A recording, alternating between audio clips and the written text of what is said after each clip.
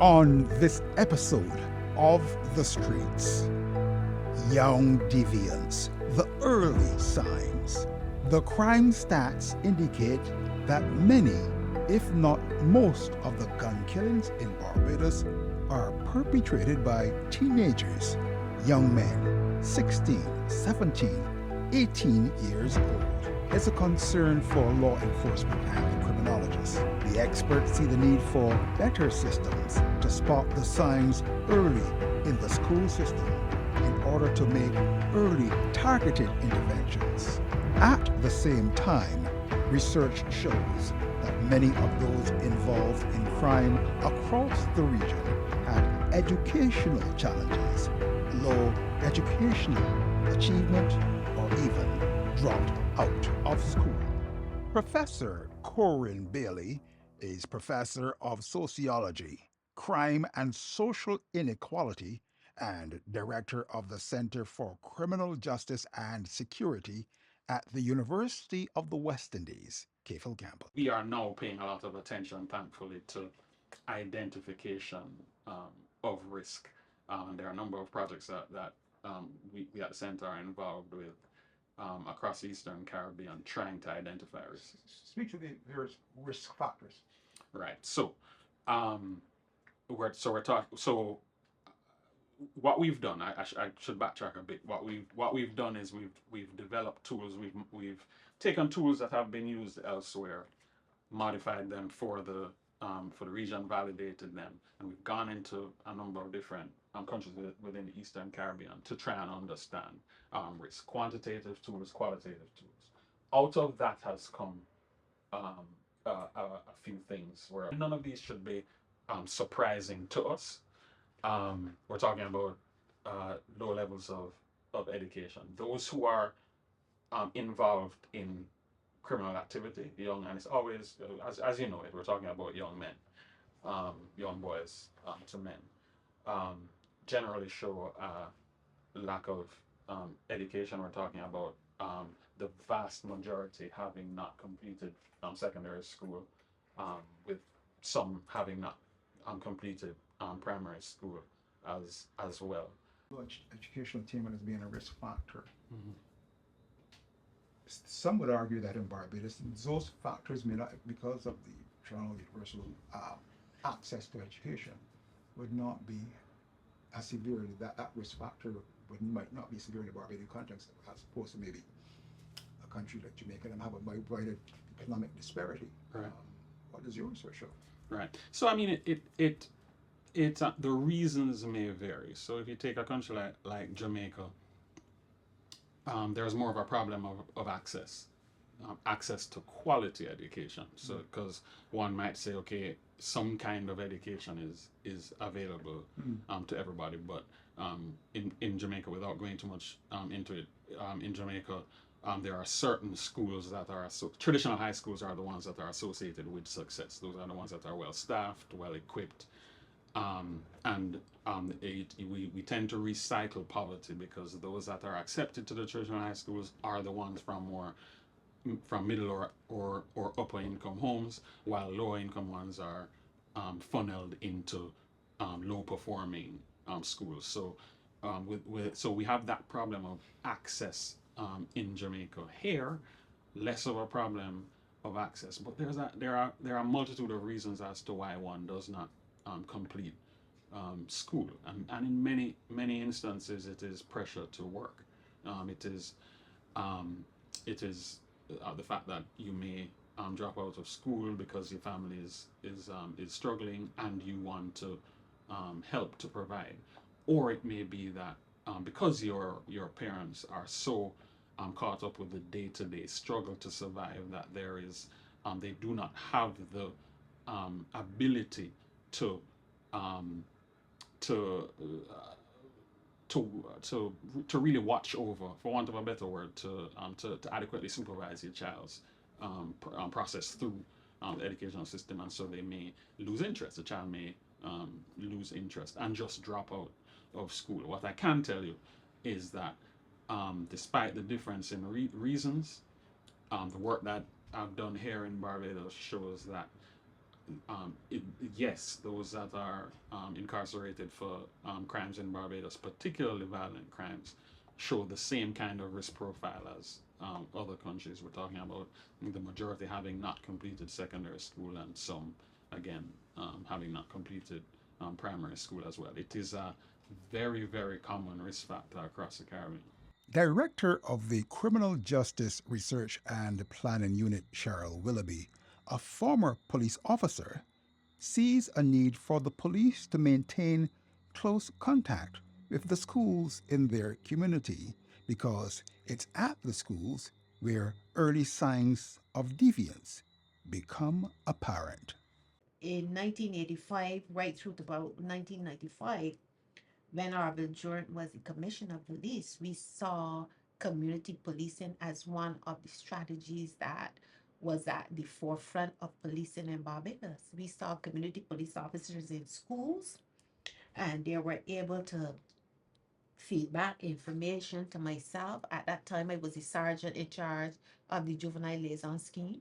So information was able to be fed back to me where I could target those youngsters that they saw within the schools who were having problems with their teachers, who were stealing at school and so on.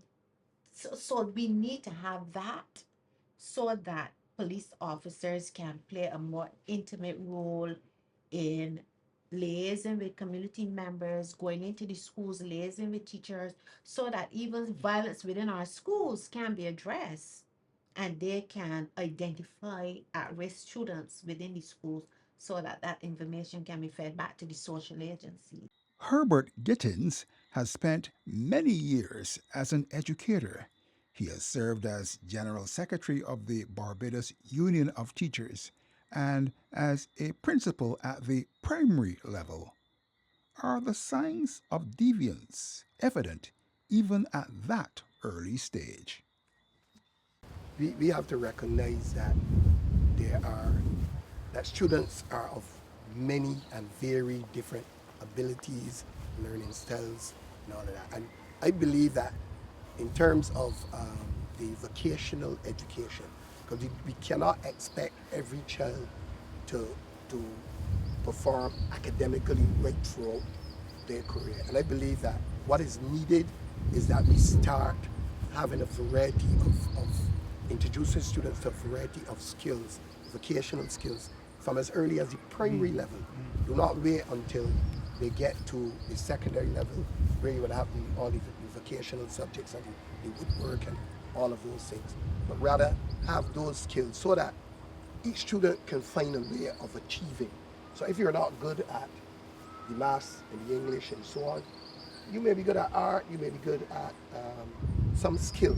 So do skill things. And one of the things I did as a principal at Leslie Hall, and if you, I don't know if you ever had a chance to go on the Leslie Hall Instagram page, but you will see that any opportunity that was given to the school for children to be involved in. So I had at the school, we had cricket, football, chess, boxing, road tennis.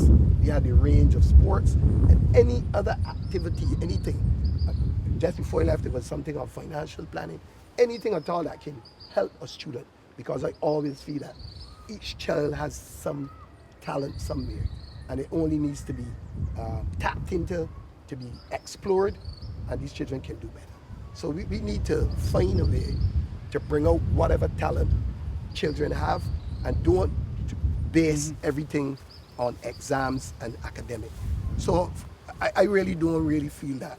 I don't think that a child should be taking home a report with 2 in maths and not and so on. It is clear that those students can't cope at that level, and we need to find other ways to deal with it. I mean, some time ago, the ministry had started to look at what we call continuous assessment and so on, and that never came up as an actual policy. So the emphasis continued on the exams, the termly exams, to determine like a child's ability and so on. So I'm saying that as we move towards the education transformation and so on, that we were talking about junior schools and schools of excellence and so on, but we need to find the types of programs that where every child can find something that he can benefit from. So no child should be leaving secondary school. You know, they keep saying that we have this, I think it's only about 30% or so students who are leaving school with certified. I believe that it should be aware where there should be programs in the school that those students who are not academic should be able to leave with a certificate in plumbing or you know, those types of skills subjects and so on. So that there's some achievement. They don't leave feeling that school has failed me. So I think that's something that needs to be done. And I know that the programs exist in the secondary school, but they have to find a way to ensure that the students there benefit from these programs, along with those who are academically minded, who would beat any exam anytime, anywhere. The University of the West Indies professor Corinne Bailey supports an education overhaul. Take education, for example, that requires revamping of education systems, and those are very difficult, quote unquote, difficult to do because we're talking about the political process that often requires quick wins. We're talking about election cycles. Politicians tend to privilege quick wins, understandably. Accepting that a revamp of the education system is part and parcel of a holistic crime prevention program is easier said than done. But my point is those national level things that need to be done require structural change. We need a revamping of education systems. We equal access. So what I mentioned to you, for example, in Jamaica, and to an extent it happens here as well. The exams, for example, that children take at 11, they vary throughout the region, but effectively they determine where it is that they go on to. Inevitably, it is your economic background plays too large a role in where you end up, because if you are privileged enough to go to private schools, you're going to be more likely to end up in those schools that are associated with success, and that it's more stark in a country like Jamaica than here, but make no mistake, it is in play here as well too. And so there are various ways that you can attack that, but it requires a revamping of the system, whether that be, some might say what you do is bring all schools up to the same level. One, that's probably unrealistic. Of course it's ideal, but two, that doesn't promote the type of social mixing that you need as well. What you want is some kind of system, whether that be zoning or busing, but some kind of system that gives everybody an equal opportunity to obtain the type of education that matters. Education systems within the Caribbean are inherently exclusive, another relic from our colonial past. But often, the genesis of the issue lies in the home, and parenting is a key part of it. Parenting rehabilitation is one of the aspects of the National Peace Program. Nicolette Williams is the program's Assistant Director for Rehabilitation and Therapy. I'm in charge of all rehabilitative and reintegration programs that fall under the pillar of violence reduction, national engagement, and rehabilitation and therapy in the National Peace Program in the Office of the Attorney General. So right now we have a couple programs, mainly our Parent Wise, our national parenting program, which is manned by the Attorney General and the Prime Minister. But we have 5 CSOs who are very specialized in parenting or specialized in rehabilitative parenting for parents of Barbados. So we have Men's Empowerment, we have Amar Empowerment, we have Parados, we have Barbados Association of Professional Social Workers, as well as CISEL, where they focus on emotional intelligence. What do you find out very you wonder what's behind this one? It's poverty, family dysfunction, community dysfunction. What are you finding out? How are you able to help? Well, what we're finding out basically is that a lot of parents don't have the avenues to get the help that they need. And the initiative of ParentWise was really one of the greatest forums, because a lot of parents are struggling, not suffering, but struggling in their own silence. And they don't have the immediate avenues and interventions to help them go out there to just express and share their concerns to get the help that they could take back into their homes and implement those skills. What's that impact on what we're seeing over there? The symptoms of crime across. What's that impact? Well, the impact is I would say medium to high, because when parents come to our programs, right now I can say Stetson is that we are going right through the 11 parishes in Barbados with our stakeholders, and we are finishing this month in November, and we resume in January 2025. How what how the impact is that these parents are now coming out, and they're going back into their homes, and they're now bringing their children to the programs. Usually we just see parents come into the programs, but now parents are bringing their children, the same children that have behavioral issues and what's not, to these workshops, so that those children can hear and participate with the parents to get the help that they need, so that they could take that action in the programs or in the workshops back to the homes. So is there a stronger link between crime you're seeing, the violent crime, and what's happening in the family? um i I would say, to some extent, yes. To some extent, no. I would say that the act of crime, yes, home does impact the individual that commits the crime. And that's the reason why we have the parent program, because they need to be trained, they need to be educated on how to speak to their children. Because a lot of children, myself being a therapist, a lot of children come to me privately or in groups and they say my mommy and daddy are not home, and I can't get to express how I feel, and I will go and take up a honey or take up a butter and sell it for something, or sell it for drugs. And these children are crying out for help silently. So then it's to get those parents in these workshops so that they will know and hear the truth from people who get the truth from their children, so that they can make a change. An example of how you're making a difference over there. How are we? We're making a difference by in consistency and continuity. Every week we are in community centers, we are in churches, we are at schools, not just in our parent ways, but actually through Supreme Counseling. We partner with them and Crime Stoppers, as well as Tyrese Caesar Foundation at the Frederick Smith Secondary School. And we know that most schools in the West and the South, and some in the North, like Alexandria CP, will have some challenges with those children, and we are in those schools, creating those programs with the same stakeholders to aid in behavior modification and rehabilitation. So, because we hear a lot of school violence. What are you seeing out there? Well, More than causes.